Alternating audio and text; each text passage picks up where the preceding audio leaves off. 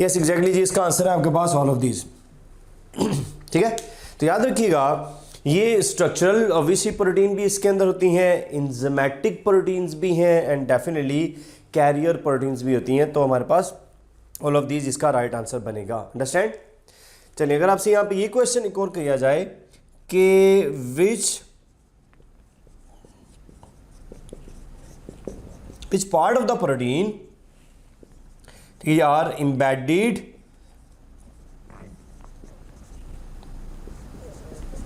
इन cell membrane, आपके ख्याल में कौन सा पार्ट मेम्ब्रेन के अंदर एम्बेडेड है? ऑप्शन ये आपके पास है जी hydrophilic part, hydrophilic part. Option B है आपके पास, ठीक है जी, हाइड्रोफोबिक पार्ट, या फिर ऑप्शन सी है आपके पास एम्फीपैथिक पार्ट, ठीक है जी, पैथिक पार्ट, या फिर ऑप्शन डी है आपके पास हाइड्रोफिलिक भी है एंड हाइड्रोफोबिक, दोनों पार्ट ही हैं जी, हाइड्रोफोबिक जी। What is the right answer? आपके ख्याल में क्या इसका राइट है? यानी ये मैं कहना चाह रहा हूं कि ये जो प्रोटीन है, ये जो इसके अंदर है, ये कौन सा पार्ट आपके ख्याल में है इसके अंदर है? हाइड्रोफिलिक है, हाइड्रोफोबिक है, एम्फीपैथिक है, ये कौन सा इसके अंदर है? तो ऑब्वियसली इसका राइट आंसर आपको आइडिया हो गया होगा, that is a hydrophobic part होता है। ठीक है, हाइड्रोफोबिक, बिकॉज आपने पढ़ा ये जो टेल्स हैं, अगर आप एक फॉस्फोलिपिड को देखें, ऑब्वियसली मेम्ब्रेन है तो इस तरह करके, ये आपने पढ़ा होगा इस तरह करके, राइट? आपने पढ़ा ये इसका हेड है, ठीक है जी, और ऑब्वियसली इसका जो हेड है that is obviously hydrophilic part होता है, ठीक है जी, और ऑब्वियसली ये जो टेल्स हैं दैट इज हाइड्रोफोबिक पार्ट होती है। अंडरस्टैंड हो आप लोगों को बात? तो चूंकि टेल इसकी हाइड्रोफोबिक है, इसलिए ऑब्वियसली इसका ये जो अंदर वाले हिस्सा है सारे का सारा, इसके अंदर हाइड्रोफोबिक अमाइनो एसिड्स होते हैं। ठीक है, तो याद रखिए इसके अंदर ये वाली प्रोटीन्स पाई जाती हैं। चलिए, अगर आपसे ये क्वेश्चन किया जाए कि which type of lipids, which type of, ठीक है जी, लिपर्ड, और you can say lipid is are, ठीक है जी, फाउंड इन मेम्ब्रेन। तो आपके ख्याल में मेम्ब्रेन में कौन से लिपर्ड पाई जाती है? Option A phospholipids only, phospholipids only. Option B है आपके पास, ठीक है जी, फॉस्फोलिपिड्स एंड कोलेस्टेरॉल, या फिर ऑप्शन सी है आपके पास स्फिंगोलिपिड्स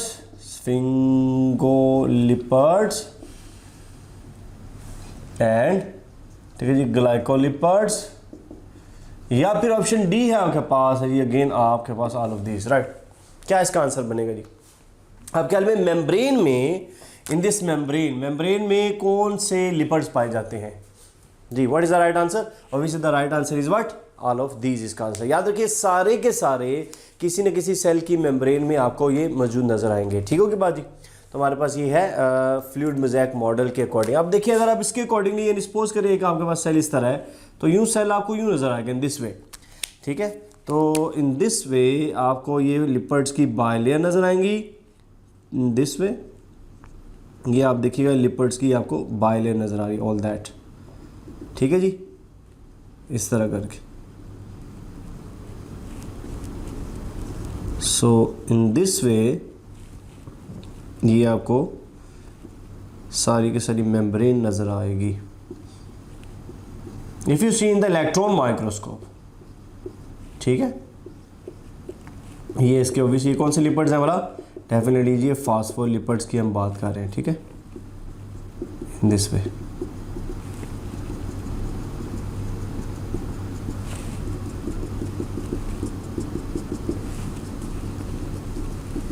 और ऑब्वियसली बीच में क्या आपको नज़र आ रही है बोला? डेफिनेटली बीच में जो प्रोटीन्स होंगी, so these are intrinsic proteins, right? ये आप देख रहे हैं इस तरह करके आपको डिफरेंट तरह की बीच में प्रोटीन्स नज़र आ रही हैं, right?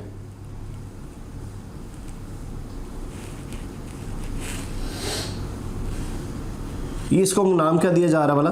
These are known as intrinsic. Overall आपको सेल इस तरह करके विजिबल नज़र होगा। और ये ऑब्वियसली ये कौन सी प्रोटीन हमने बनाई है? These are known as intrinsic ठीक है जी, ये प्रोटीन्स हैं आपके पास, राइट, इंट्रिंसिक प्रोटीन्स है। और ऑब्वियसली बाहर जो होंगी वो कौन सी होंगी, बोला एक्सट्रिंसिक प्रोटीन, यानी इस तरह देखिएगा, अगर ये suppose that in this way, ये जो प्रोटीन्स है दीज आर नोन एज, ठीक है जी, एक्सट्रिंसिक प्रोटीन्स होंगी, ठीक है, जिसको अभी हमने कहा पेरिफेरल प्रोटीन्स में है। सही होगी बात भी। अच्छा, कार्बोहाइड्रेट अगर आप देखें तो कहीं कहीं आपको कार्बोहाइड्रेट भी साथ में इस तरह यूँ जो है ना अटैच फॉर्म के अंदर नजर आएंगे इस तरह, राइट, इन दिस वे, ये कार्बोहाइड्रेट्स हैं जी, these are in the attach form, right, इस तरह करके ये आपको ऐसे करके कार्बोहाइड्रेट्स भी नजर आएंगे। सो व्हाट इज दैट, ये क्या बना रहे हैं भला, या तो ये बनाएंगे जी ग्लाइकोलिपिड्स, अगर ये आप देखें लिपिड के साथ अटैच्ड है तो, ठीक है, नो डाउट। ये क्या है, अभी हमने कहा ये है carbohydrates, right, so this is called as carbohydrates. और याद रखिएगा मेम्ब्रेन में जो मोस्टली कार्बोहाइड्रेट्स होते हैं they are in the form of oligosaccharides, oligosaccharides की फॉर्म में होते हैं, ठीक है, आपने पढ़ा हुआ है, ये भी इंपॉर्टेंट एमसीक्यूज बन सकता है कि कौन से कार्बोहाइड्रेट जो है वो मेम्ब्रेन में पाए जाते हैं, तो मोस्टली दे आर ओलिगोसैकेराइड्स, ठीक है, स्ट्रक्चरल में।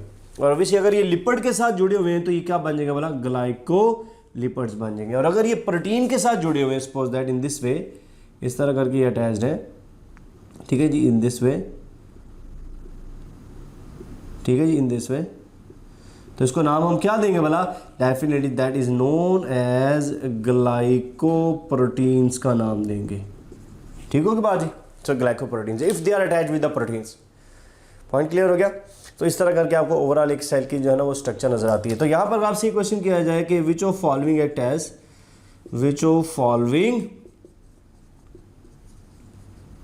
एक्ट्स एज, ठीक है जी, cell surface marker, cell surface marker, आप ख्याल में कौन सी चीज़ है जो सेल सरफेस मार्कर के तौर पर यूज होंगे। ऑप्शन ए है आपके पास, ठीक है जी, ग्लाइकोलिपिड्स, ऑप्शन बी आपके पास है जी ग्लाइकोप्रोटीन्स, या फिर ऑप्शन सी है आपके पास only proteins, extrinsic and intrinsic, या फिर डी है आपके पास A+B यानी ग्लाइकोलिपिड्स और ग्लाइकोप्रोटीन्स। जी, तो आपने पढ़ा हुआ है कि इसका आंसर हमारे पास बनेगा जी डेल्टा, राइट, यानी ग्लाइकोप्रोटीन्स और जो ग्लाइकोलिपिड्स होते हैं, याद रखिएगा, they act as cell surface markers, I mean cell को आइडेंटिफाई करने वाली चीज़ें ये, ठीक है, जैसे घरों के बाय नंबर प्लेट लगी होती है ना, उससे पता चला जैसे ये फलां का घर है, ठीक है, उसी तरह सेल के ऊपर ये जो पर्टिकुलर ये वाली चीज़ें हैं ना, ग्लाइकोप्रोटीन्स और ग्लाइकोलिपिड्स, इससे सेल की आइडेंटिफिकेशन होती है, it's as a marker, mark करने वाली चीज़। सही होगी बात भी। तो हमने देखा इस तरह ये लिपिड्स की हमारे पास मेम्ब्रेन की जो ना overall structure according to fluid mosaic model the most accepted model होती है, ठीक है। अच्छा, अगर आप देखिए यहाँ पे जगह जगह पर आपको एक और चीज़ भी नज़र आएगी, इसके बीच में आपको जगह जगह जो चीज़ नज़र आ रही है इन दिस वे, ठीक है, वो आपको एक और चीज़ भी नज़र आएगी दिस वन, इस तरह, ये क्या है, what is that, definitely that is known as cholesterol, ठीक है जी, इट्स कॉल्ड एज कोलेस्ट्रॉल। तो अगर आपसे यहाँ पे ये क्वेश्चन किया जाए कि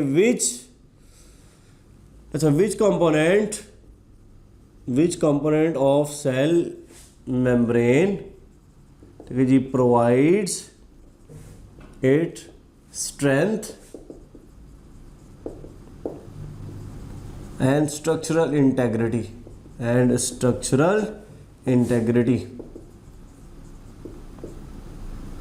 जी, ऑप्शन ए है आपके ख्याल में कौन सी चीज़ है जो उसको स्ट्रेंथ और स्ट्रक्चरल इंटेग्रिटी भी प्रोवाइड करती है। ऑप्शन ए है आपके पास कोलेस्टेरोल, ठीक है जी, ऑप्शन बी है आपके पास, ठीक है जी, फॉस्फोलिपिड्स, ऑप्शन सी है आपके पास इंट्रिंसिक प्रोटीन्स, या फिर ऑप्शन डी है आपके पास ग्लाइकोलिपिड्स। जी, what is the right answer. तो यार डेफिनेटली इसका आंसर हमारे पास क्या बनेगा वाला, डेफिनेटली याद रखिएगा कोलेस्ट्रोल इसको ज़्यादा स्ट्रक्चरल स्टेबिलिटी प्रोवाइड करती है। अगर स्ट्रक्चर ये कोलेस्ट्रोल अगर याद रखें ये मेम्ब्रेन में ना होता तो माइट पॉसिबल कि मेम्ब्रेन जो है इसकी फ्लूइडिटी इतनी बढ़ जाती कि ये फॉस्फोलिपिड एक दूसरे से सेपरेट हो जाते, ठीक है। तो आप देखें ना वर्ड आ रहा है फ्लूइड मोज़ेक, तो आप कहते हैं इसमें जो फ्लूइड का वर्ड है वो किसके लिए वर्ड है भला, fluid is a word for lipids, ठीक है, स्पेसिफिकली। ठीक है, अगर जनरली आप बोलेंगे तो इसमें आप प्रोटीन भी ऐड कर सकते हैं, यानी लिपिड्स प्लस प्रोटीन्स। ठीक है, और जो मोज़ेक का वर्ड है ये स्पेसिफिकली और जनरली ये सिर्फ और सिर्फ प्रोटीन्स के लिए वर्ड है। बात समझाई? तो अगर आपसे यही क्वेश्चन कर लिया था कि mosaic word include mosaic model indicates what, तो ये प्रोटीन्स के लिए। ठीक है, और ऑब्वियसली अगर फ्लूइड का वर्ड किया जाए तो ये लिपिड्स के लिए स्पेसिफिकली और जनरली तौर पे lipids and proteins both of these. ठीक है, अब आपने पढ़ा इसके कुछ हमारे पास फंक्शंस भी हैं मेम्ब्रेन के, और वो फंक्शंस क्या क्या हैं। डेफिनेटली इसके जो फंक्शन है आपने पढ़ा, इसमें से कुछ चीज़ें, it's act as a semi permeable membrane, right, it's act as semi permeable membrane, और you can say differentially permeable membrane.